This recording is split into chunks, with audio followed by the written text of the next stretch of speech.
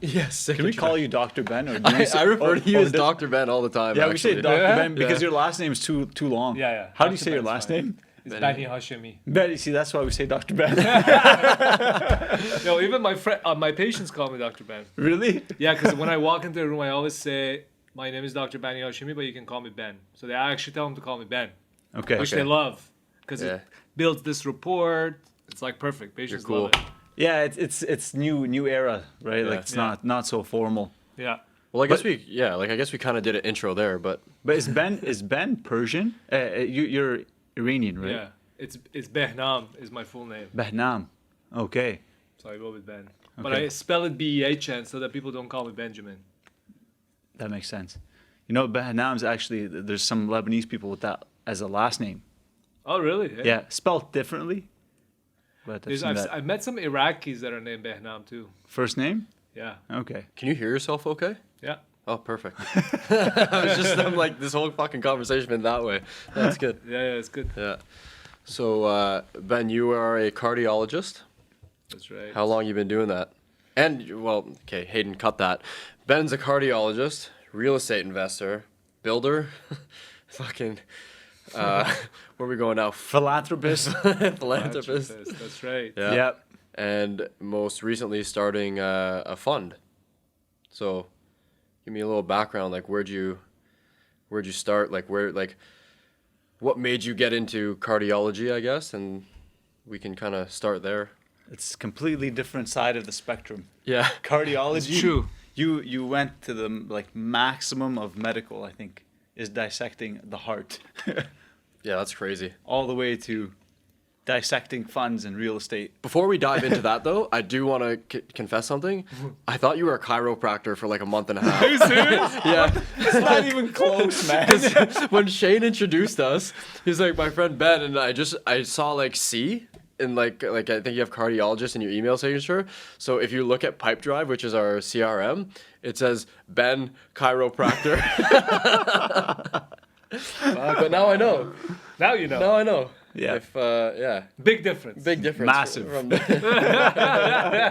heart and the spine. Yeah. Massive difference. So yeah, like what? Give us a bit of your background, your life story, man. Because I don't even know. That's true. You don't know. I have no idea. We're Yeah, we're always living in the fast lane. Yeah, when that's we're talking, true. You know, just boom, boom, boom. That's true. Yeah. So I moved to Canada actually when I was 17, and moved to Ottawa first. Then went to Montreal for undergrad. So I started at Ottawa U, then Montreal for undergrad, then came back to Ottawa for med school, and then went to Toronto for first part of my residency to specialize in internal medicine, and then came back here again at the Heart Institute to do my cardiology fellowship for 3 years. Fuck, it's been like forever, man. It took so long. And then I did, How like- long was school? So undergrad I kind of fast tracked it. So usually it's 4 years. I did 3 years of undergrad, and then 4 years of med school, 6 years of specialty and subspecialties, and a year of fellowship. So after undergrad, I did 11 years after undergrad. Whoa. So Yeah. like 14, 15 years of post-secondary. That's no joke. That's no joke. That's a long time, That's like man. a long time, man. Yeah. It's like longer than most marriages. Yeah. And that's a fact. That is a fact. Yeah. My Yeah. marriage ended at 11. Yeah. Yeah. Yeah, so it was like, so I did that for a little while, but you know how I am. I mean, you guys kind of know me now. Like, I constantly need new challenges, you know, to kind of stimulate your brain. I think everybody does, right? Like, you want to constantly grow. Yeah. And I'm actually curious to hear this about you guys, of what kind of sparked your interest in real estate and investing. For me, it was reading. I mean, my brother does a lot. I don't know if I've told you this, guys. My oldest brother does real estate. So he was the one who initially kind of got me thinking about it. Okay. But then I read this book, Rich Dad, Poor Dad. So Yeah. Rich Dad, Poor Dad. Rich Dad, Poor Dad. Yeah. And that book, like, fundamentally changed the way I think about all of this. Like, I'm sure people have read it, but like it's basically like this idea of like this guy who has, his actual dad, who is this PhD university prof, who is an employee, and he's basically working hard just to go eventually have a pension, right? And his best buddy's dad, who is an entrepreneur, and basically he learns all these things about from his dad, not what not to do, and from his other dad, his entrepreneurial dad, who doesn't even have a high school education, but he has financial education and is an entrepreneur, and he basically has this enterprise of a couple of thousand employees, and it's all about these two different approaches to how to grow. When it comes to how to do your financial life, plan your financial life. Are you a type of person who constantly just thinks about, and it actually has this really nice quote I never forget, is it says people work too hard because they're afraid of money, which is, a very profound quote, right? Like most people, like most people are like fearful of money. That's why they work too hard, because they're always worried that they're not going to have enough money. Whereas entrepreneurs, they spend their time learning, taking risks, and taking ownership of their financial success. And then he talks about this whole idea, which is also completely, like, he just keeps emphasizing in the book, and I mean, we're all now familiar with it, is this whole idea that you have to have cash flowing assets, right? And you have to add to your assets and reduce your liabilities. So the whole book is about basically these two approaches that, early 20th century, there was a lot of growth. So there were all these cushy jobs with pensions, and that's all people wanted, is like get an education, get a job, retire, just basically collect pension. Whereas now our generation, now you're shifting to this new approach of independent thinking outside of the box. How can you create value, right? In whatever way you can, leverage your skills, leverage your knowledge, leverage your connections, and build your assets, build your own business, and grow that. So it all came from that. So that inspiration started from that book. And then, I mean, these things all, like real estate has all of these things, right? There is lots you can do with regards to all of those aspects in real estate, which is, amazing. That book did it for me too. For sure. That was one of the first books I read. I took it from my aunt. One of the first, business books, if you will. For sure. I think that's everyone's relative. Like, you hear Think and Grow Rich and Rich Dad Poor Dad. Those are the two you always hear. Right? And then you expand from there. So, that's crazy. Cool.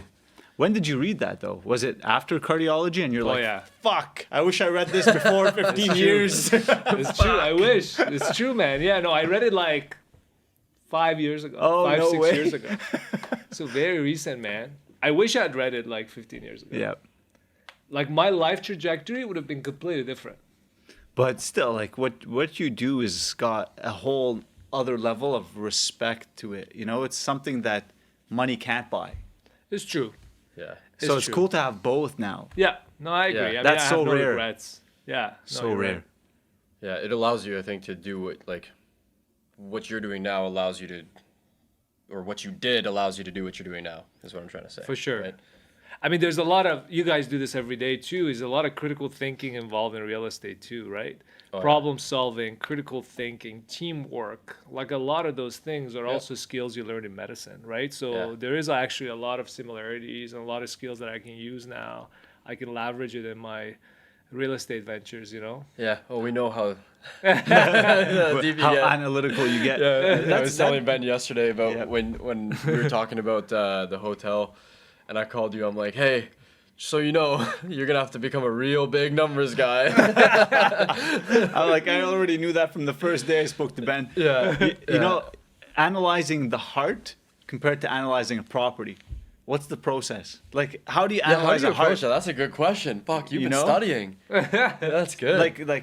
I'm comparing. Like, you see a property, you're like, I'm gonna analyze this to see if the numbers work. You look at the heart. That's why I see so many doctors. Once they actually get a grasp of this real estate thing, they go into a whole other level because they know what it means to analyze something. So, like, when you analyze the heart, what's the process like?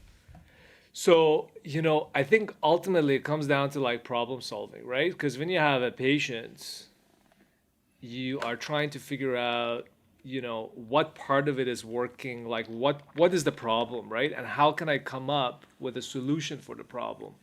So heart is complex in a sense that there are all these different components, right? Like you have the plumbing of the heart, which are the arteries, you have the electrical activity of the heart, you have like the valves, you have all these different components to a heart that are all interacting with each other.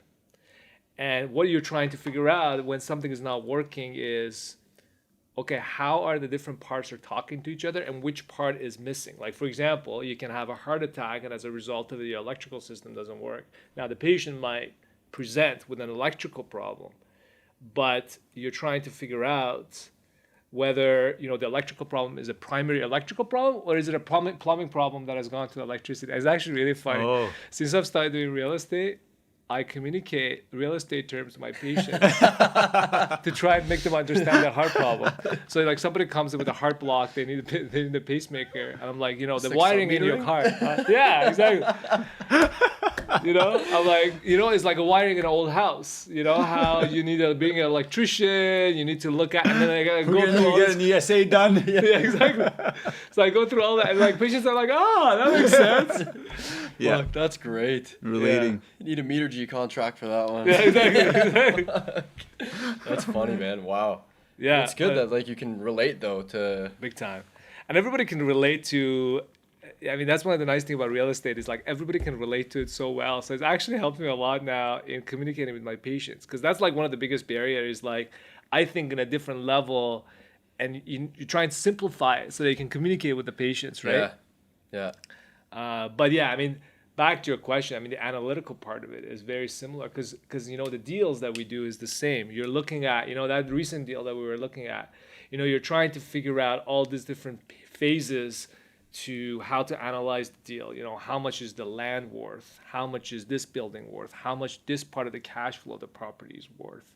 And then you're trying to combine all of that to look at the future potential, So it is very similar in that sense that you have all these different components that are interacting with each other, and you really have to think at different levels to be able to put that all together, right? Yeah.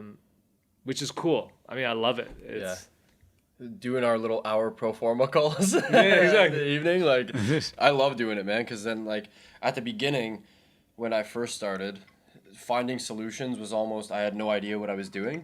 So it was just like almost like me just being naive, not knowing what the hell I'm doing and just thinking of something like, oh, well, maybe this will work. And that's like outside thinking, where now it's like when you're dealing with someone who's been in the business forever, they're like, well, no, that's not an option. You have to do it this way or this way or this way, right? So at the beginning, not knowing actually I think benefited me.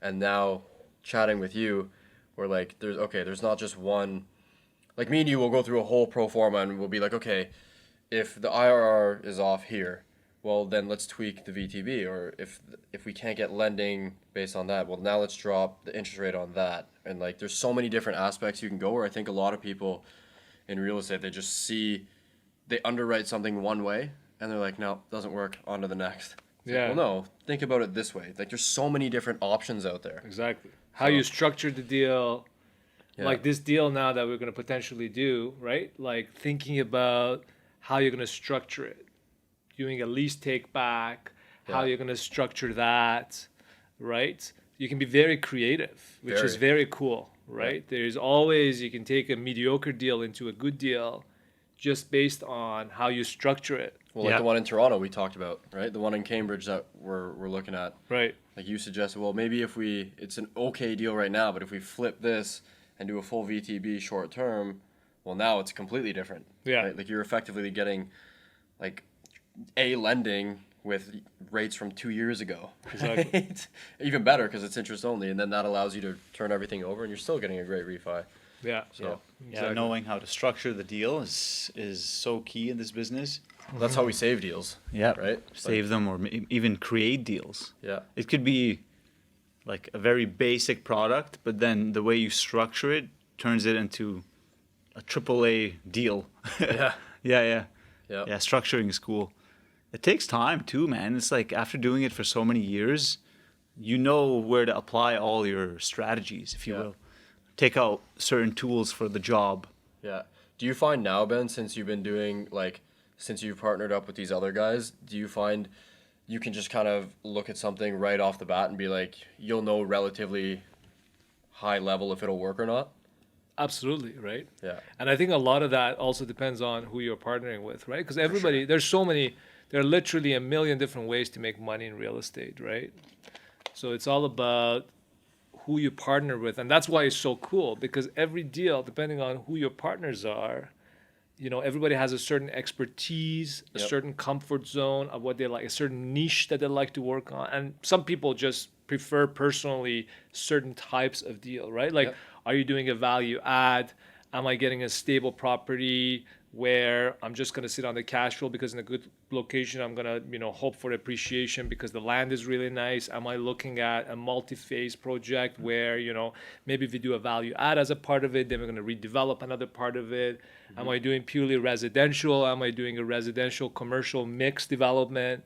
And everybody has a different strength and different, comfort zone and different preferences. So depending on who you're partnering with, one deal could turn into so many different ways that would work for people. And then also investment priorities, right? Like your time horizon, if you have investors, you're raising capital, right? Like what do they want? Do they want cash flow? When do they want their money? Is it like a 2-year money, a 5-year money? Is it a buy and hold, for 10 years? And try and incorporate all of that into it. But yeah, like right now we're looking, right? Like we're looking primarily for certain type of product based on those people. Exactly. So that's the interesting thing is like if you're looking at it from a returns perspective, like you have guys that are like, okay, well, we'll take a 12% internal rate of return and 4 or 5% cash on cash. It's effectively, it's better. You're getting a better return than the bank and your money's not getting eaten away, right? So they don't care. They're like, okay, well, we'll lock it up for 10 years or 5 years, whatever that time period is, like you said, for the investment horizon. So it's, working with you has been interesting, I know, for both of us, because, like, the way you're analyzing deals, it's like, oh, shit, like, it's like that does work. Like, this guy must be a cardiologist. Yeah. Yeah, it's good. It's fun, man. It's a lot of fun. And I think, like, diversification is also important, right? So, I mean, we've done in this short period of time, now we have a couple of these deals that we're working on that are all going to be multi-res. Massive multi-million-dollar deals. Yeah. Ben went from doing duplexes to fourplexes and then one development to like massive, like 8-digit. Yeah, like I want, like this is my goal, guys. Like 5 years, $100 million asset under management. Yeah. Well, I feel like you're almost there within 2 years. So maybe faster, right? Yeah, I think you're gonna be You're like He's being humble right now, folks. Yeah. Without being into specifics, we're like pretty close within the last 6 months. It's true. Like we're gonna have how much? Like $23 million probably under contract. Way more actually, because you're way more. Yeah, you're way more. It's gonna be like close to like 35. Yeah. The one we saw today, and then the one that we looked at a while ago.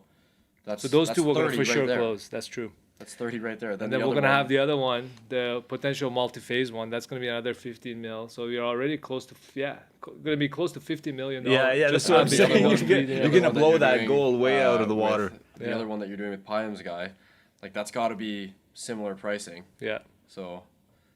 You're at 70, Ben. Within 5 years, I want 100 under management, but in 6 months, I'm at 70. It's exciting, man. Now that we're talking about that, one of the things I've always liked also, another very good book, I'm sure you've both read it, is the 10X of Grant Cardone. Oh, yeah. That one pumped me up. Yeah. That one pumped me up. You know what I'm reading now, actually, is Atomic Habits. Dude, amazing book. Amazing book. Yo, I've read that book 3 times, bro. No way. 3 times. I stole it from Kevin's office.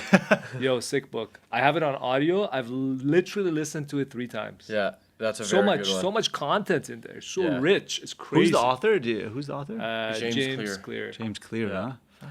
He even has a newsletter, which is awesome. It's called 123 Weekly, something like that. So it's like basically 1.2 hints, 3 lessons, something like that. And it's amazing. So Atomic Habits. Yo, you got to read that book. You guys need to read? There's 2. So Power of One More by Ed Mylett is really good. Okay. And the one I just finished before, like I literally just finished it like a week ago, was You know Tillman Fertitta? He owns the Houston Rockets. Okay. So he came up like in the restaurant industry, and then like it's called Shut Up and Listen, and it's just I heard basically that. it's like his whole, he calls them Tillmanisms, and he goes through like his whole what he did to be successful and what he learned in like challenging times and this and that, and like it's really really good. Nice. Yeah. And, like, So what just is the- that one called? Shut Up and Listen. Shut Up and Tillman Listen. Fertitta. So like he goes through like just like the financial risks that he was able to take, and like just the opportunity risks he was able to take because of the stuff he had done in the past, right? Yeah. So for example, there was like a bunch of banks that went under in like I think it was like the 70s or 80s or something, and he had like $3 million in loans that they didn't come after him for like 5 years. So he had interest-free money of like $3 million that he never had to pay back, just skyrocketed his business because he was like, well, I have no cash flow issues, this and that. And he just started acquiring. And then he ends up putting like a $100 million non-refundable deposit on not a bank, sorry, a casino that he ends up buying. And like just the story from where he started to that. That's It's amazing. like, it's crazy. Yeah. He didn't even have it under contract. He was like, hey, I'm putting an offer in with a $100 million non-refundable. That's Like, amazing. if you don't take the offer, you get the $100 million. Like, that's insane. That's mean, a risky move, man. that's a risky That's move. a risky move. Yep. You know, Yeah. since we're talking about books, another awesome book is Your Next 5 Moves. Your next 5 moves? Yeah, is that Your Next called? 5 Moves. Your next 5 moves. And then shut up and listen. And what was the other one, Justin? The Power of One More, Ed Milet. Shut That's a up good and one. listen. What a good title. Yeah. It's Shut up very and good. read the book. Dude, Shut literally up and at read the book. Escúchame. Escúchame. That's right. at the end of will email. That's awesome. But yeah, man, you gotta read the Atomic Habits. Atomic Habits. I've seen Yo, it laying game around changer. in his office, and I'm like, man, I should probably read that book. Yeah, I stole it from Kev. I'll steal it from you Just, soon. Yeah, I'll be done in like a week. Okay. Give it to you. It's awesome. It's that guy is brilliant, man. His newsletter is actually amazing too. I read Yeah. it. That's one of the only newsletters I read every week. But how are you guys reading? At the actual physical book? I did or are you audio. doing Audible? I did audio. I think audio is easier. I no? read. You do the physical book? Yeah, just like in the morning, part of my routine. Like I do read it. 3 I like books that. at the same time, bro. I do 1 audio in the car, 1 fiction at night, and 1 non-fiction reading in the morning. No way. So I like reading 3 books at the same That's time. amazing. That's crazy. That talk about keeping the mind on edge. Compound Effect. Compound. Compound Effect, That's a man. good book too. That is a good book. I've read that. Haven't read it, just heard about it. That's a very good book. But basically, It's a good book. I haven't read it, but it's a sick book. but some of these books, you don't need to read them. Honestly, there's like, you get a book summary, it's 1 paragraph. Headspace does that.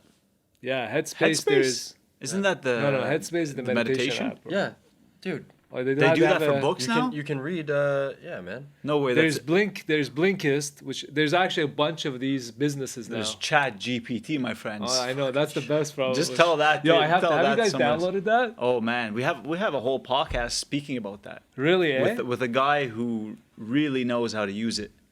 Oh, nice. With Alan. So what was the conclusion of that? Conclusion is, it's my new best Headway. friend. My bad. Headway. Headway. Headway. Yeah. If you want to See- analyze books, use Chat GPT. no Headway Headway. or Chat GPT. I haven't tried it for books though. I wonder if it's actually summarized books online. So wait, have you guys actually used ChatGPT? I use it sometimes. I just can never get on. Yeah, because it's a bit server is too busy. yeah, it's too busy. Like you try logging on, it's just too busy. Yeah. Interesting. It's crazy. Like, what do you think about all this AI stuff? Oh my God, they've that's- gone public. Really? Why didn't I we forgot buy that. into that? Yeah. The company has gone public. I think ChatGPT, whoever the creator It's, of it is, has gone AI. public. AI. Yeah. OpenAI. OpenAI. Yeah. I thought they're owned by Google or something. I think they're owned by Musk. Actually, they're talking Oh about. yeah, Musk. Yeah, you're right. No Musk way, is an Musk investor. owns it. Yeah. Musk is an investor, I think. Oh well, he's probably the fucking brainiac behind it too. No, They're talking about it kind of eliminating the Google search engine, not YouTube, but the Google search. Google's working on a product, and apparently they didn't release it because Microsoft released a similar one on Bing, and it backfired because it was like answering people gibberish. It was telling them things that they shouldn't be telling them. There was no, so they took it down. That's one thing they're talking about on Chat GPT. Before you can use it, it gives you all these disclaimers. Right. So yeah, it's been telling people to do some crazy shit. What do they call it? It has an expression. They call it computer hallucinations or AI hallucination, which is basically like it gives you an answer that's completely wrong with a lot of confidence. And Oh it's very- damn! iRobot, man. You guys ever watch that movie? Yeah, Will Oh, yeah, Smith. that Fuck. messed up. Will Smith coming to the rescue. Listen, man. I'm just gonna get a bunker in Dunrobin. Done, Robin. Yeah. I'm gonna be neighbors with Ben. We're gonna Yo, be my fully basement, bro. self-sufficient. I'll rent it out to you. Thought we were friends. $10 a square foot. Hey, fuck off. It's cheap, bro. It's a waterfront, $10 a square foot is That's nothing. not bad. That's not bad. Pretty You know good. what though? I was actually looking at a house in Dunrobin today. You've probably seen it. It's like super minimalist James Bond style. Like Which anyway, I'm road? gonna send it to you. Yeah, send it to me. Sherway. Does that make sense? Sure. I don't know that. Man, I don't know. maybe. There's a couple. One of my good buddies actually. I convinced him. He's buying a house 6 doors down from me, man. No way. Yeah. He's So I'm taking excited. over the neighborhood. Yeah, man. I want everybody to move there. Yo, you guys are gonna come to my place. You're gonna see. Yeah, it's we're gonna do sick. cigars when it gets a little warmer out. Sick, man. I'm sick. down. Yeah. Summer's almost here. Can you believe that? Winter is almost over. Yeah, that's great. Mind We're gonna blowing. come back from Colombia tanned, and it's gonna be all the snow gone. Yeah. You hope. I'm an optimistic guy. Yeah. Uptake. Uptake. That's the word I'm looking for. Thank you, Dr. Ben. A huge uptake in like respiratory issues and heart issues, and even now heart issues with all this stuff coming out. Don't want you to get canceled, but answer what you can. You know. That's a sick question. Yeah. And like to go on top of that as like a second phase was a lot of it like legit warranted stuff, or was it just a lot of people freaking out like, oh, I have a cold and a flu, like I need to go see someone, and then they get referred to you? You know what I mean? Yeah, so I mean, it was a little bit of both, right? It was, I mean, first of all, initially there was tons of COVID, right? And the patient was getting sick because nobody, well, it was a combination of things. Some people didn't take it as seriously. There was vaccines definitely reduces the severity, right? Because you still get COVID, you just don't get as sick with it, right? Yeah. So there was tons of hospitalization. Man, it was pretty, I think I've talked to you guys about this. It was very difficult the first 6 months because literally the hospital was jammed with COVID patients that were super sick and they were just dying. Like everyone was just dying. It was very, I've never encountered that in my medical career to that extent of feeling helpless because we had no treatment either. Yeah. There was nothing. We couldn't do anything. There was zero treatment that has been shown. I mean, there was no research because everything we do in medicine is evidence-based, right? There's a trial, drug has been trialed, placebo-controlled trial. There was nothing. So we were just throwing things at people thinking, you know, we were using like a malaria drug initially because we thought it's going to work. We used steroids, which actually does work in certain sick patients, but we were just kind of completely experimental stuff. Anybody was just throwing kitchen sink at this problem. Well, you have to, I think. Yeah, you had to because there's nothing.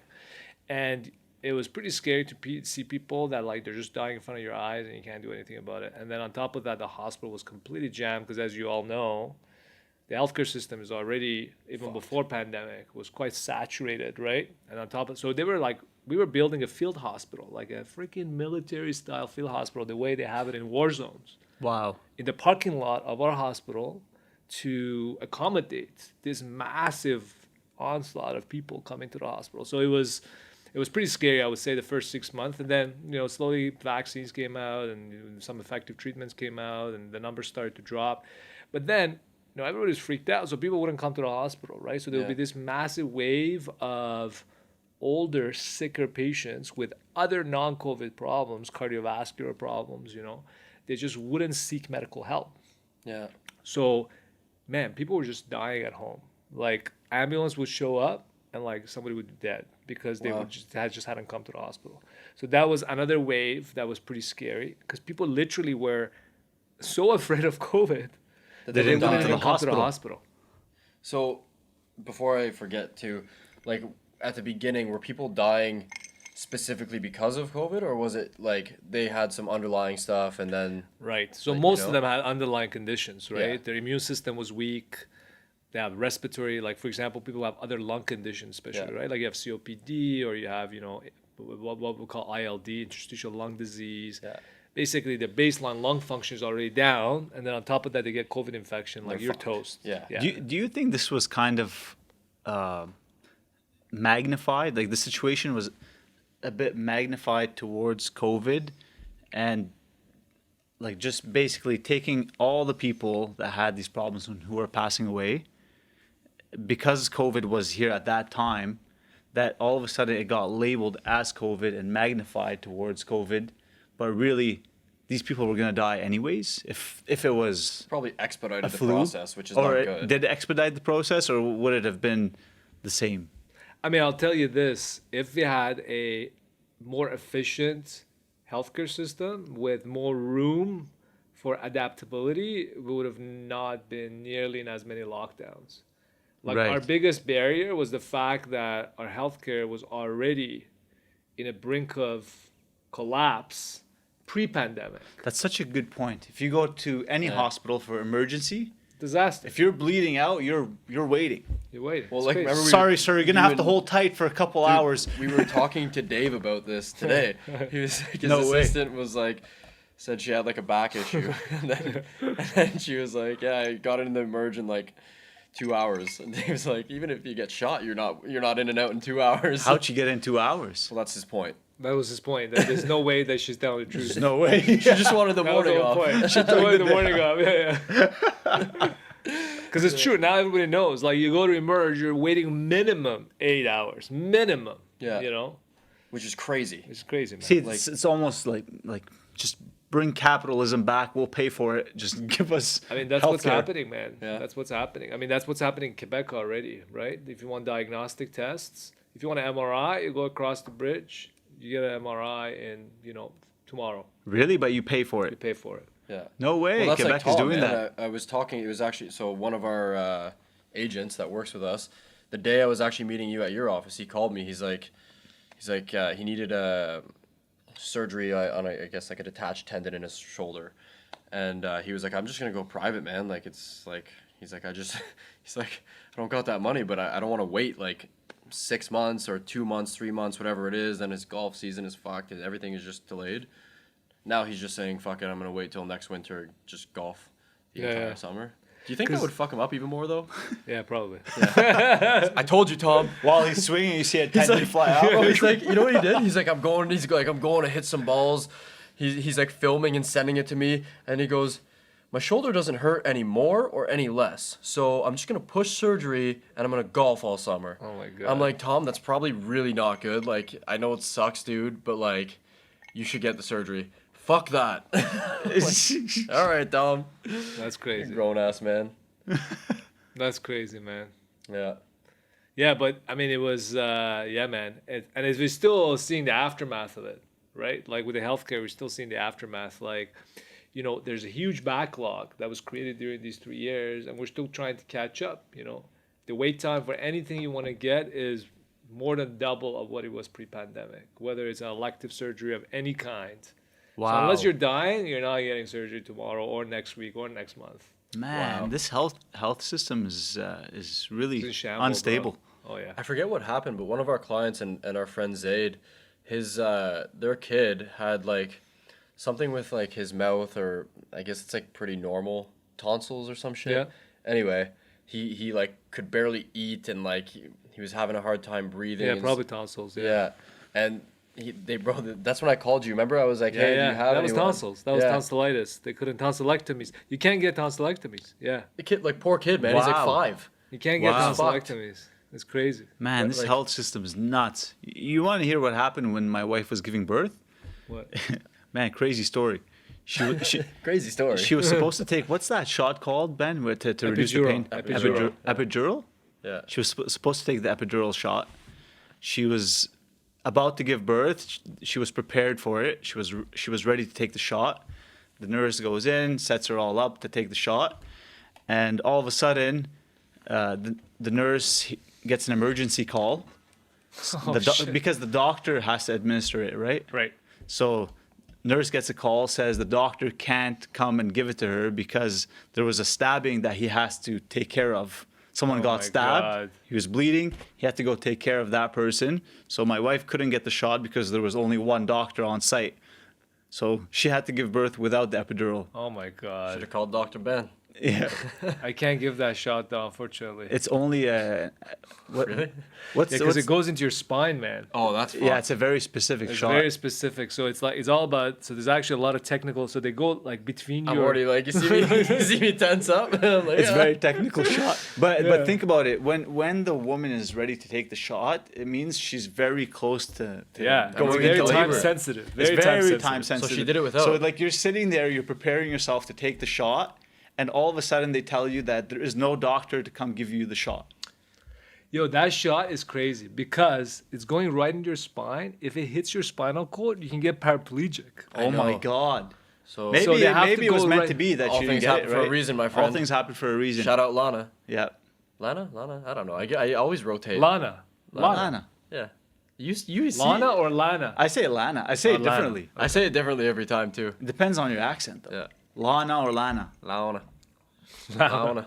No, don't Shout say out that. Lana. Depends That if you're sounds from like from southern Oklahoma. U.S. Or Yeah, baby. I'm from Oklahoma. Yeehaw! Yo, yeah, we're getting a little personal, but like, you still want kids? I don't know, man. Yeah. It depends I on mean- the woman. It's I think true. it depends on what stage of life you're in too. Yeah. Because like, like when I was younger, I was like, yeah, I definitely want kids, and I think I still do. But like, I was in the sauna this morning, and like, I'm trying to meditate. You know, I'm doing my shit, and then these two guys walk in, and they just start talking to each other. And guy's like, yeah, I just have a kid, like 2 weeks old, whatever.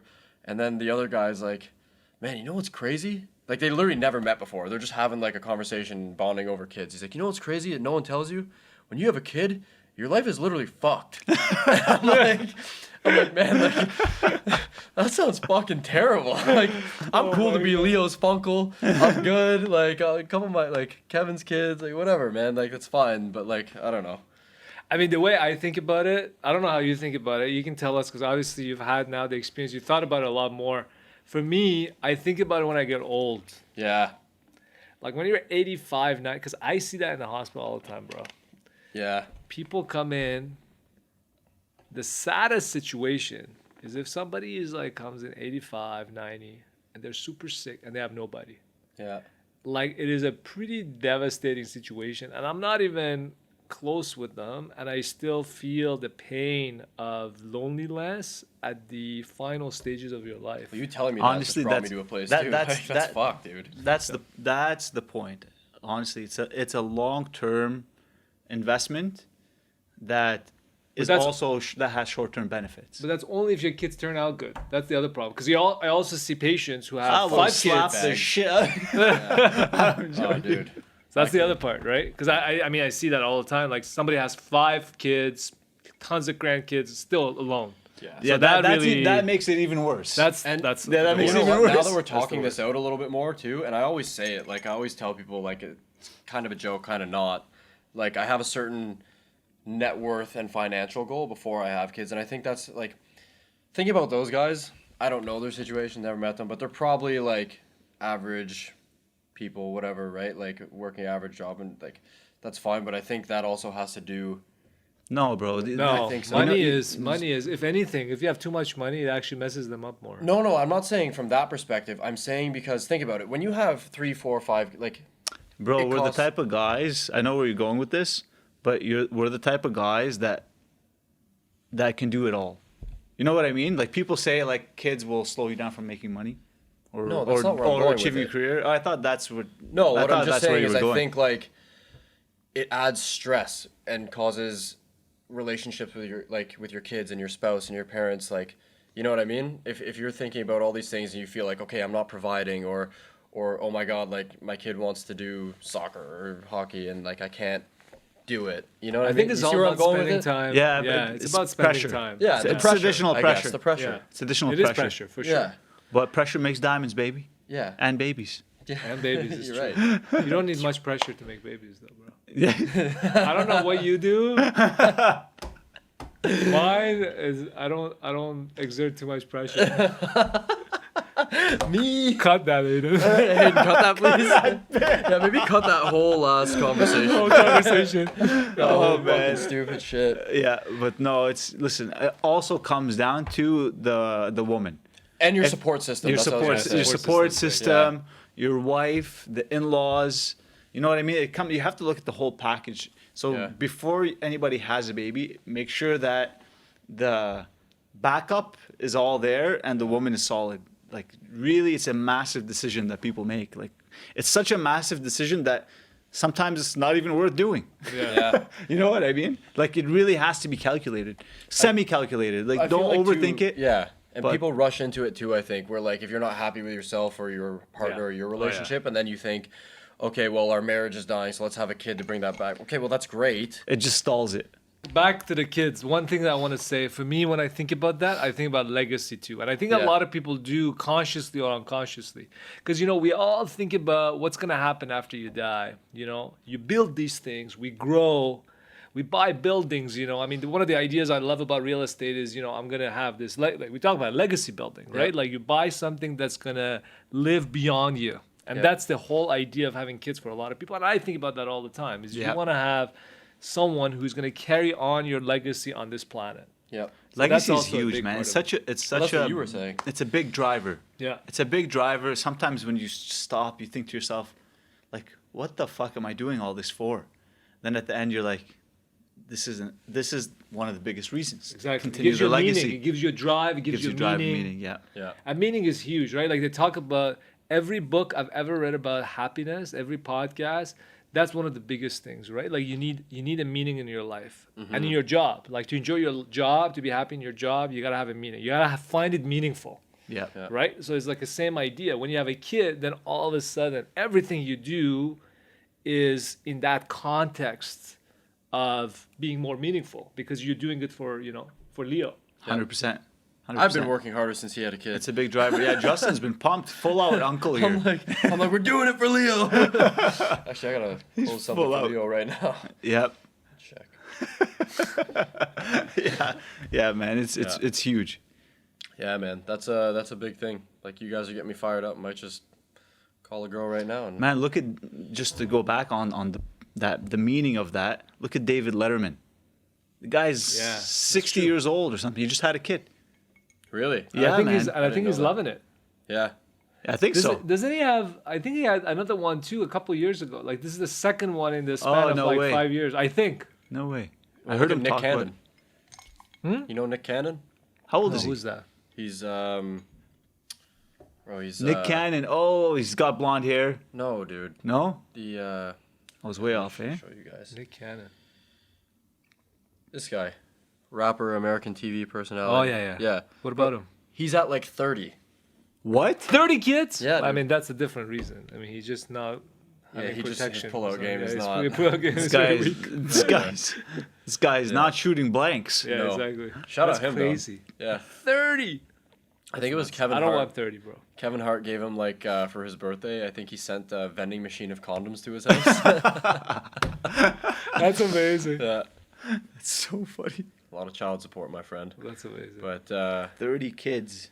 Yo, do we want to talk about mortgage stuff a little bit or no? yeah, I do. I that's exactly where I was going with this now. Challenging, about yeah, that a little the bit. challenging Because commercial. we do so many VTBs. So what I was gonna say to you, to get back on track, is like us. We're lucky right now because a lot of the deals that you and I are finding for your group, there's assumable mortgages, stuff like that, that we can kind of lean on. But for example, this other one that we're gonna do, the hotel, like even the one that where the bar and grill is, like there's a whole new ball game, right? So like, have you and your group talked about it and what kind of? Because I'm sure even the one you're doing down the street, like it's a whole different ball game. Like, Yeah. how are you guys approaching that? And I guess like, are we going short term financing or like, how are we looking at it? Yeah. I guess is my main question. Yeah, so I think it goes back to what products are you looking at? Like, what are you trying to buy, right? So, for example, this one that we saw today, right? We have an existing CMHC mortgage. So Yeah. this is a large residential apartment building, right? Yeah. So the strategy, there's not a huge value add play here, right? So for people who don't know what value add is, basically like flipping at a larger scale, not necessarily selling it, but refining it. So it's a burying basically as Buy, you probably- renovate, refinance, repeat. Yeah, exactly. Yeah. So this one doesn't have that, right? So you want to get into stable CMHC financing right off the bat, right? To try and minimize your borrowing costs. So your play with regards to your financing is going to be very different compared to, for example, the other deal that we're doing, similar size building, but there's definitely a value add component to it, right? So on that deal, we have an existing low interest CMHC mortgage that we're going to assume, but then in order to maximize our leverage, maximize our return, then we're adding a VTB on top of that. But the challenge now is, as you know, as the interest rates have rise, bond rates have rise with them, which translates into higher fixed rate mortgages, which is primarily how all of these commercial mortgages are, right? Like these are all fixed year mortgages, so they're high rates. And the way, and I don't know if you guys have talked about this in your podcast, this whole idea of how the bank underwrites these loans on these properties. A little bit. We haven't gotten into the detail, which we will do one day, but even we can start now. Yeah, let's do it. Yeah, let's deep dive on it. Yeah, so your listeners, depending on your I mean, everybody has had exposure to residential mortgage, right? So residential mortgage, buy your home, very different type of financial vehicle, credit facility compared to what you get on a large commercial building.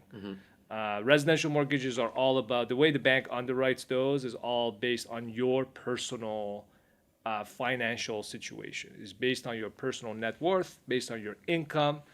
If it's a small scale, less than 4-unit residential, it still would be in the same category of residential mortgages, right? So the bank primarily looks at this variable called debt to income ratio. So they look at how much your debt servicing is going to cost, how much per month you're going to pay on your mortgage.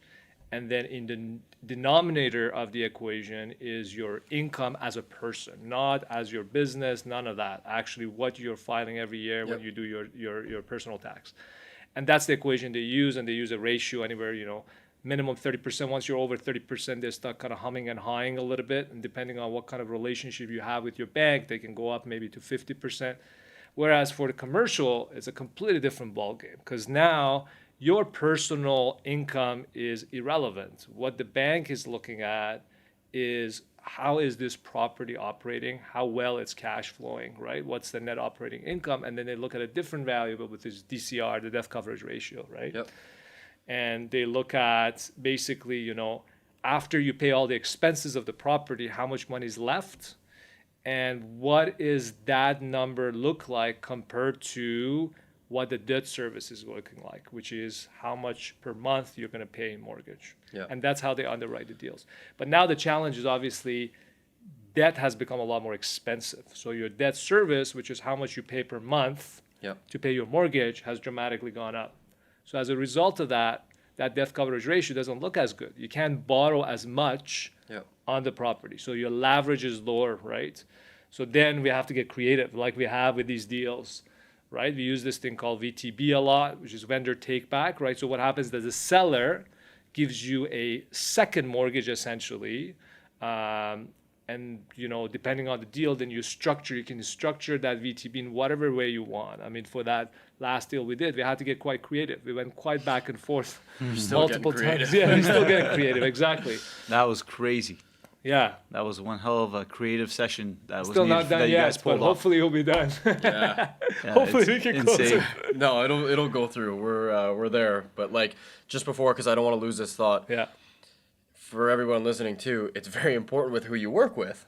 Absolutely. Because each bank and each person we've learned that hard way. Oh yeah. Whoever's dealing with the file might not have any idea on actual commercial which lending. Sounds crazy, but it is true. Which is nuts. And then even then, each bank will look at a VTB differently, right? Like this bank for this deal, why it almost went sideways at the very last minute was because even though we had an identified structure of the seller financing within our agreement that everybody signed off on, I guess, and it was structured, ready to go, no issues, debt coverage, everything was great. The bank said, hey, we know you guys are doing this, but we're not going to look at it that way.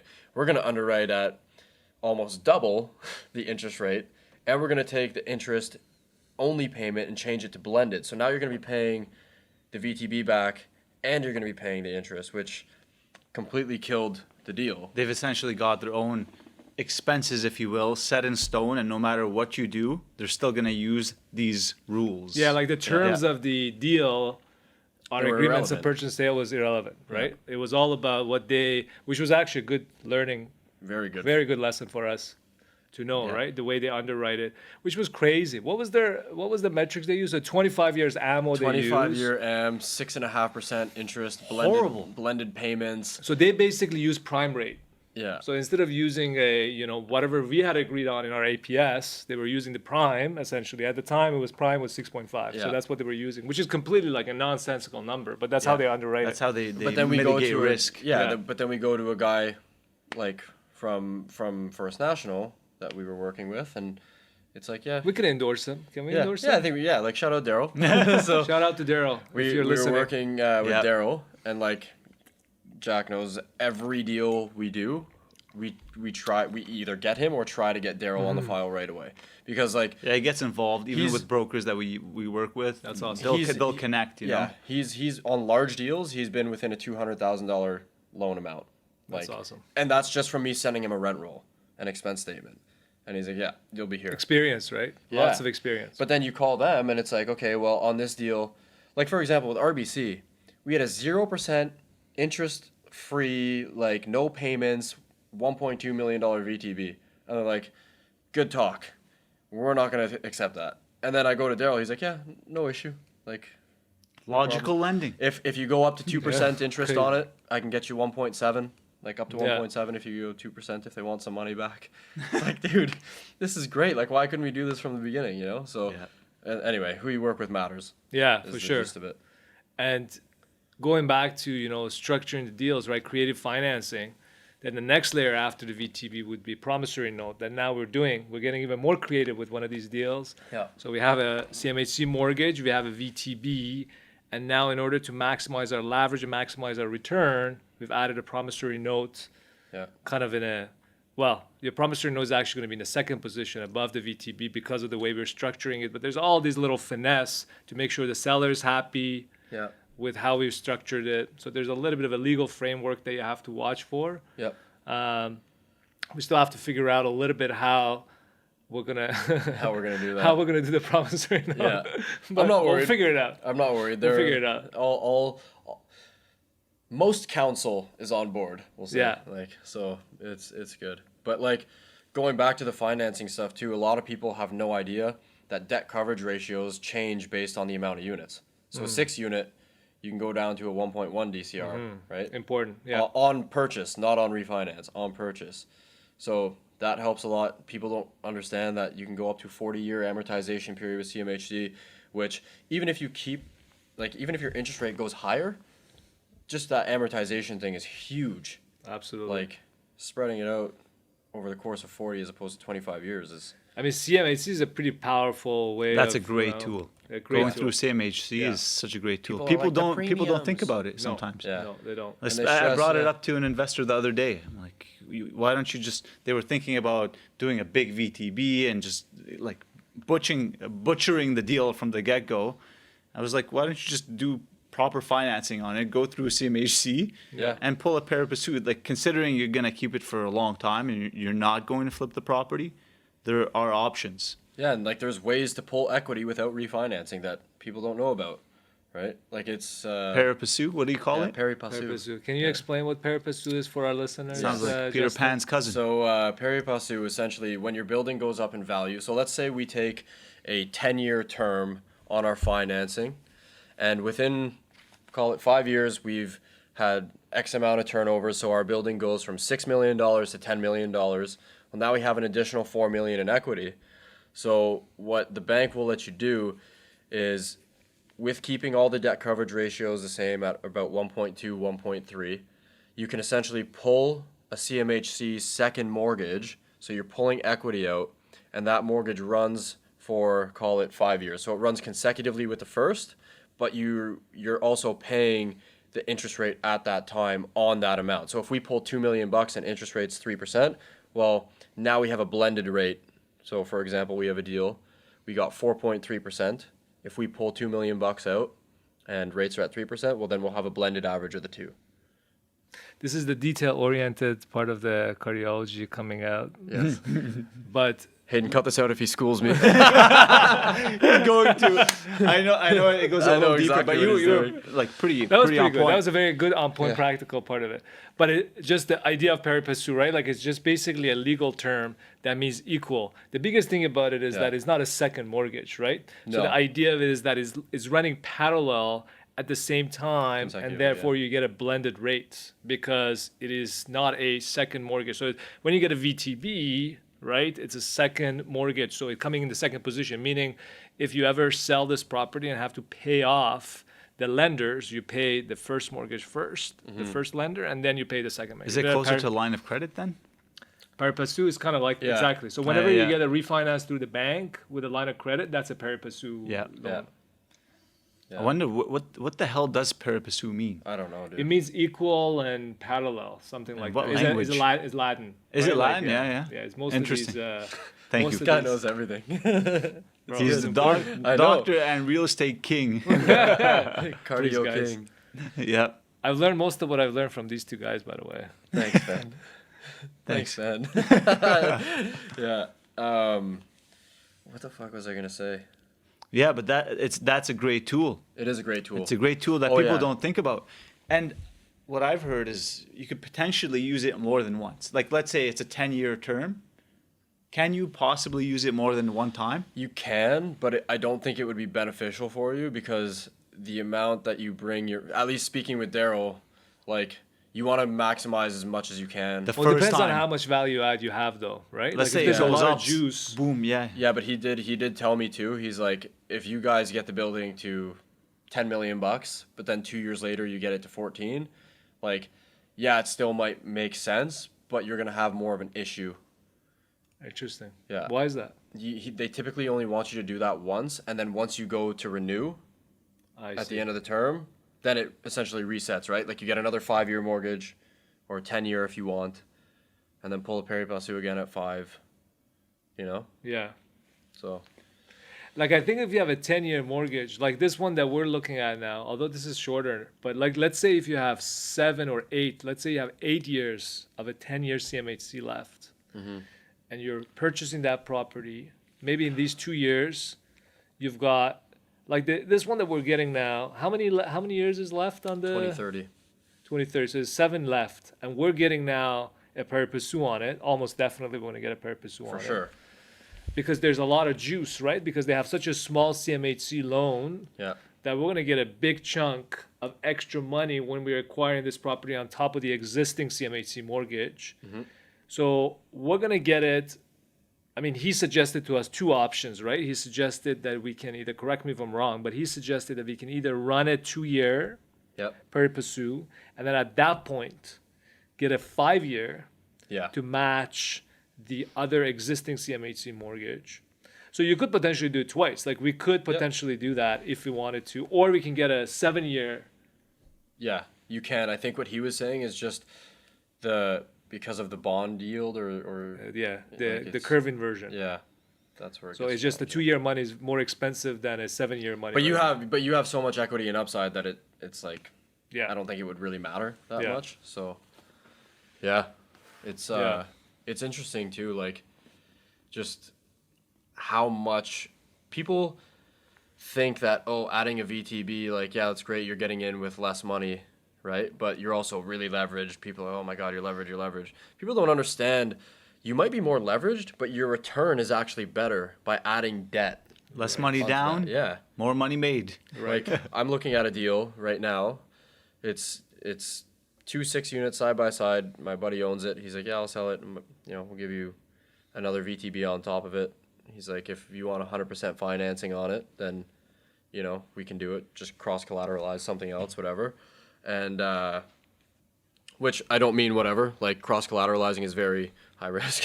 Yeah. But What does that mean, by the way? he's gonna put not a lien, but like. On another property. Yeah. Okay. So like I have equity in my house, for Yeah. example, instead of putting money down, I'm just Right. saying. But like there is no internal rate of return. There's no cash on cash return because even when I go to refi out, and pay him back, like I have no money in, right? Yeah, like, yeah. and the only reason I'm looking at doing that is because it's literally It's a free like, property. it's a free property and the cash flows, and I put no money down. I put like a blended term, so interest and principal, and I'm still cash flowing 18 grand a year, which is So no That's money amazing. down, Yeah. no money down, and you're flowing 18K a year. Is that the Hawkesbury one? yeah, and that's pretty crazy. With adding 5% for maintenance. I did 750 a unit for maintenance. I did 2% vacancy. I did like Property 7% management, even though it's not. I was just like, It's I'm still like, cash flowing 18 grand. dude, it's insane. I'm like, That's crazy. I'm like, I I really wonder wanna if do his this. tenants are actually paying. they are, Really, eh? because he doesn't know I want to buy it, which he probably will when this comes out. But yeah, he's Airbnb-ing 2 of the units. So, Who would have thought Airbnb? but I didn't factor that in. Who by would the have way, thought Airbnb works in Hawkesbury? It's literally I know the we were middle of talking nowhere. about that. I'm like, who is getting these places? Like, Population. who's booking them out? Population 100 people. literally, Apparently, it's man. the hospital. It is the healthcare workers, Yeah. doctors. 2 primary markets: healthcare and engineers. For what? Engineers for what? Don't ask, as long as they pay. Hawkesbury engineers. Yeah, I think I was talking to him about it, and he was saying they had a lot of people that were coming into the town or very close by on like short-term contracts, like 2 or 3 years. So they're- Interesting. And I don't know why the fuck you would want to do that, but Yeah. You know, it is close to Montreal. It's Super maybe close. 1 It hour is away close. from Montreal. Yeah. yeah, So I don't know. Yeah, maybe somewhere in between Montreal and Hawkesbury, there are projects where these guys are working, eh? yeah, That's possible. yeah, exactly. That's what I heard. So Possibly. maybe we'll add another 12 units to the portfolio. No cash flow. Well, right? Like cash, you're going to have a lot of cash flow and not much of a appreciation. I wonder what happens to cap rate in that area. Like, are the cap rates going to, yeah. I mean, if you want to hold it for a long time, it probably doesn't matter. No, If you and want to hold it that's for what 10 years. That's what it is. And I It's put a just cash 6 flow. I put a 6.75 cap on it. Oh, really? Okay. So So I they're was fine. like, okay, even if shit goes sideways, and even if I stretch to like, I did it at a 7 cap on refi. If I have to inject 20 grand, like whatever, man. That is true. Like, so Who knows what's going to happen in that area? It's you're really rolling the dice. There's Yeah. nothing. I don't think anything big has happened there. We'd have to look into it, but I don't know. But I'm telling you, man, Cornwall Cornwall's great. has that. way more upside than Hawkesbury, right? Because there's a lot of stuff happening in Cornwall. Cornwall, Barrie, Ontario. There's a lot of places that are booming. Barrie's man. already The hot, isn't it? GTA Barrie's is already just hot. nuts. Barrie's hot. Barrie's hot. That's the thing about Cornwall, is still not hot. Like, you're still getting pretty good cap rates. Man, in Cornwall. Cornwall, you're buying a duplex for like 250K. That's what I mean. You can't even crazy. build it for that. I know, it's crazy. Yeah. That's what I mean. You cannot build a duplex for 250K right now. I think that's impossible. Can't No, build shit for 250K. and build a with the shack. land. So you're buying the land and the property for around 250K. Yeah, That's isn't that crazy. nuts? That's crazy. Fuck, I might. We should message buy them. Yeah, yeah. I'm just about to That's say. what I'm saying. Cornwall, man, like, I would buy, like, I think we should buy a building in Cornwall. Do you want to buy one? 8 units, completely vacant, gutted, ready to go. 675. Close What? in 2 weeks. Is that the one you were trying to... You want to just buy it? It's dead yeah. right now. I'll buy it. I'll buy it with you guys. you want Okay. to do It's it? vacant. It's all vacant. After repair value is 1.2, estimating about 300 grand in. Man, what the hell? That's a great Let's play. do it. Yeah, Where in Cornwall? Like, good, like, relatively good neighborhood? yeah. It's like on the not hood side. The east side is the hood Yo, side. that's very good. Yeah. How big are the, like, 1 bedrooms? Yeah, 1 bedrooms. I mean, We go you see it go tomorrow. 675. Yeah, that sounds like a no-brainer. It is. That's So a what no-brainer. kind of what kind of financing you get on it? Well, we're gonna It have to doesn't have go. anything? We're gonna have to go. No, we're gonna have to go private Okay, At the beginning, at yeah. the beginning. but 675. Fuck. What do you do at VTB? You wouldn't do a VTV? They wouldn't know. Nothing. They need out. You know Can we- what, man? You go can we- private, you pay 11%, 12%. It's still worth it. Yeah, Can we pick it up at 650 cash? yeah, Let's do it. yeah. But it has to be unconditional closing in 2 weeks. Have you seen the building? It looks good.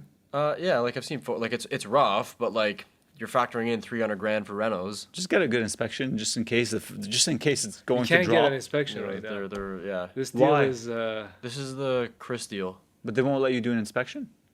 No, dude, it's game. They're gonna list it. Like I don't care. Like Oh, whatever. okay, whatever. Fucking, I don't really give a shit. Yeah, yeah. I think regardless, like it's a good deal. Like I mean, I don't know the prices at all in Cornwall, but I mean, what are the rents? they're good. Like Like, what are you getting for a 1 bedroom in Cornwall? probably still like 13, 14. No. Yeah, dude. Really? Yeah. That's insane. Like you If, realize. if that's what you get, that's insane. Yeah. Is that actually what you can get? I'll tell you right now. Yo, let's check. If you can get 13, 14, then we should do it. Definitely. I'm telling you, man. Maybe 12, maybe 12, right? Like Yeah. I was shocked to see the rents in Arnprior, Carlton Carlton Place. is better than Cornwall, though. yeah. I know, but I was shocked because the prices in Carlton Place, the rents, are just like Ottawa. Just like Ottawa, I know. That's why everybody's buying the valley, man. It's nuts. Lots of people are buying the valley. So the guys who are developing in the suburbs are Hey, buying Tim. the land for way cheaper. What are the one and bedrooms in Cornwall developing, renting for? getting the same, basically the Yeah. same outcome. yeah, I'm thinking we should definitely. That's the other thing is a couple of these buildings in the periphery are definitely in the. Yeah, books. but I that's think the we that's the gotta do it. unrenovated shit that they've been there The for only thing like I'm worried about right now, a little bit, 5 years, is right? like Cornwall is not gonna have that problem. 'cause My bad, Cornwall- 1200. 1200. 1,200 for a one bed. I mean, A still, 3-bedroom is going for 18. Yeah, that's actually really good. Man. I mean, So even if you do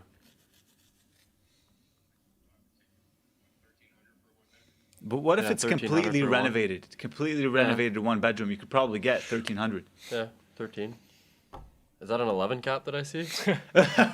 You got cash, bro? crazy, bro. All right, thanks, Tim. Bye. I think we should buy it. Fuck it.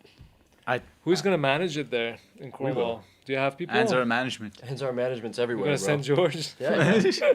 We'll find Poor George. we'll find our local Cornwall-y. Yeah. Yo, let's buy 3 ways, man. Yeah. But we gotta. Yeah. We could totally not use like going private is not a bad idea. Like it's just you're gonna give away 10-12% equity or 10 to 12% There's a cap of fees 11. Yeah, it's a cap of 11. So even if you get 10%, How much cash do you think we need? to renovate. I just get the 300K whole is- thing private. Yeah. $1 million. You Yeah. get it all done because it's all vacant. And then just refi out and not take any cash back. You Yeah. got a free property basically Yeah. without having to Depends. use any cash. depends on how rough of a shape it's in. It's pretty rough. Does it need any external work or just the cosmetics? Well, I mean, like, it looks like shit from the outs, but everything in Cornwall looks like shit. Yeah. Like, So you need probably 300. Just at destroyed least. the yeah, village. yeah. So my 300. buddy who has a construction company was going to be in for 200. So I think 300 is safe. 300 is a safe bet. Yeah. But ARV around 1.2, 1.3.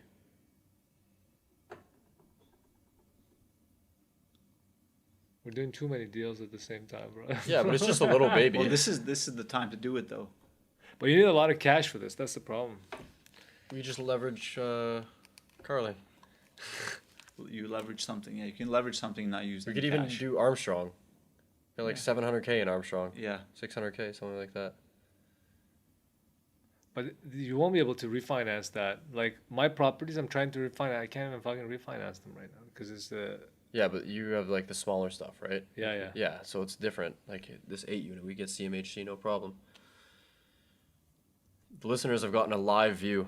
Here Of we the go. war Th- room. This is how we The war structure room. deals. Get the deals done. Yeah. guys. Is this deal worth it?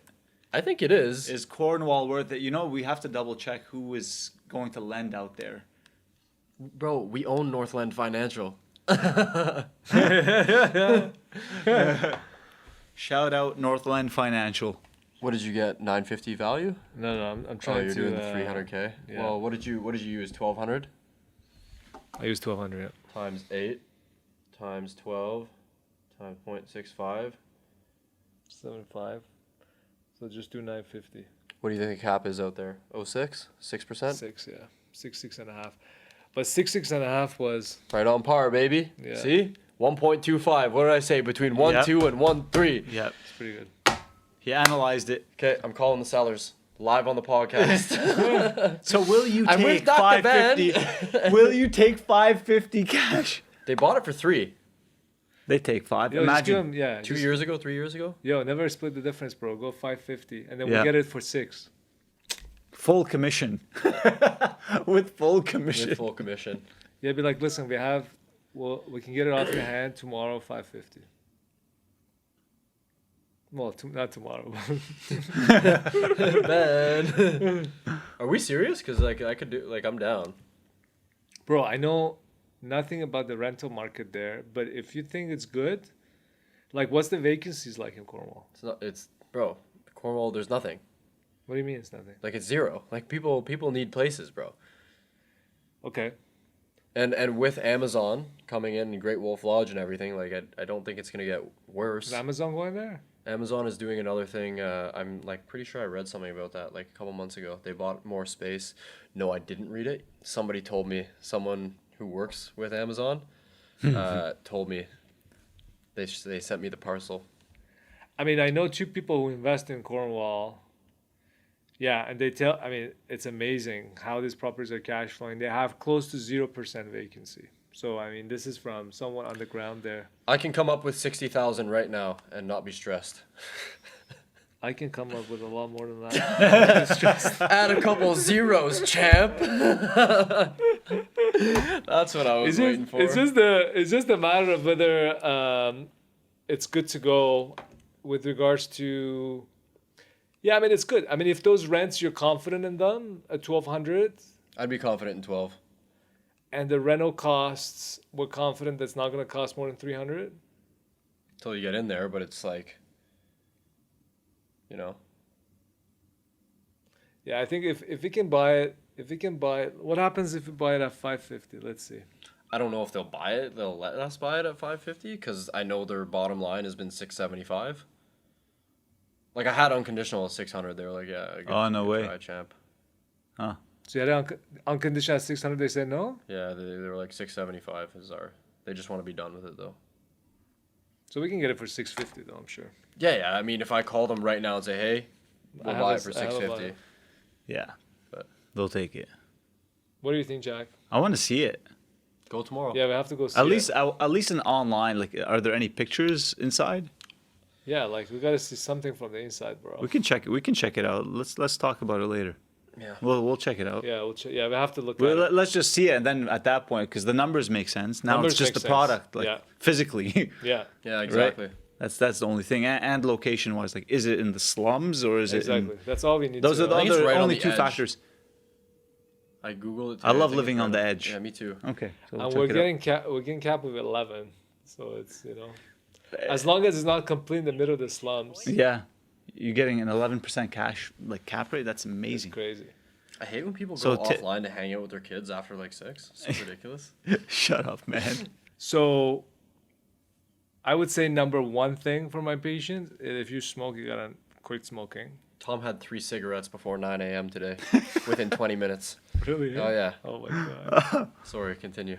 So number 1, number 2, I would say is, well, I mean, it is probably number 2. Number 2 or 3 is if you're overweight. I think losing weight, and we can kind of talk in length about what's the ideal weight. But anyways, if you're significantly overweight, losing weight is going to make a massive difference. Number 3, I would say, believe it or not, is probably alcohol. Okay, Oh. I've heard alcohol purchases have significantly decreased. Since the pandemic has kind of slowed down. Like comparing now to, let's say, 10 years ago. I've seen a couple articles. But it was a huge spike during the pandemic. Well, now it's shot down, supposedly. Interesting. Because the Canadian food guides just changed. You were okay to have 1 drink a day before. It was That- fine. It was yeah. actually considered normal drinking. Now we cut it to 2 drinks a week. See, that's one thing they brought up. It was a TikTok I watched, actually. That's one thing they So brought it's a up. huge thing because we know any amount of alcohol is bad for you. There was this Yeah. huge study actually showing there was a direct relationship between every extra drink a day increases your 10-year mortality, so death rate, by something like 12 to 13%. That's in 10 insane. years. Like that's crazy. Think That's about insane. that. 1 extra drink a day. So I think alcohol is a huge problem, and How about But you get fucked up once a week, like really good, and you're okay. Well, it depends on how many consume- how many alcohol it takes you, how many drinks it takes you to get fucked up. Yeah, you consumed it all in one night. Does that help if I do it all in one night? Just save it. All right. How about Viagra? How bad is Viagra for the heart? It's not bad at all. Because Really? Yeah, Viagra That's insane. initially was actually so Pfizer, when they came up with this, Pfizer that brought it to the market, they brought it to the market as an anti-anginal drug. So as it was a heart drug. That's how it came, and then it was this side effect that people were getting an erection. That's how they discovered. So it was a Wow. complete fluke. That's insane. So to all our viewers, just know that Viagra is actually good for your heart. That's Yeah. crazy. I might take a half today. The only thing you have to be careful with, though, is that it's a vasodilator. It dilates the arteries, so it drops your blood pressure. Okay, so hear me out. Okay. Bodybuilders take like Cialis, half a Cialis or whatever, before like they go for a workout, and you get crazy. Exactly. Wait, what's Because the it's a vasodilator. It's the same idea. wait? What's the difference between Cialis and Viagra? So they're different pathways, but they both do the same thing. And then the other difference is that Cialis has a much longer half-life, meaning it sticks around a lot longer Okay. And before we wrap this up, why do you get headaches after? because of the vasodilation. Okay. So same idea. You're basically dilating the arteries in I'm your asking brain. for a friend, by the way. I've never. Yeah, of course. So it takes blood away from the brain, essentially. No, opposite. So It there's- pumps too much It blood pumps to too the much brain. blood, so it actually increases cerebral pressures. Okay. So too much blood. Okay. So that's why you feel flushed. You get a headache. It's all the same. So that's why all these old men have so many headaches. Yeah. They're always like, "Oh, I got a headache, man. I got a Yeah. headache. Same Jack, thing I can't happens- talk now." They have this other drug that's the exact same thing. It's a vasodilator we use for angina, like when people get chest pain when they exert themselves. We get a patch called nitroglycerin patch. Exact same thing. So they get headaches on nitroglycerin patch. Same idea. Oh, maybe they're taking the patch then. Sorry, guys. So exactly. It's probably the patch. Sorry, guys. All right, again. Awesome. All right, guys. Well, thanks for coming, Ben. Thanks a lot. Anytime, guys. Thanks for having me. Amazing. It was a Firm handshake, privilege. brother. We will do this again. Yes, For sure. I would love that. For sure.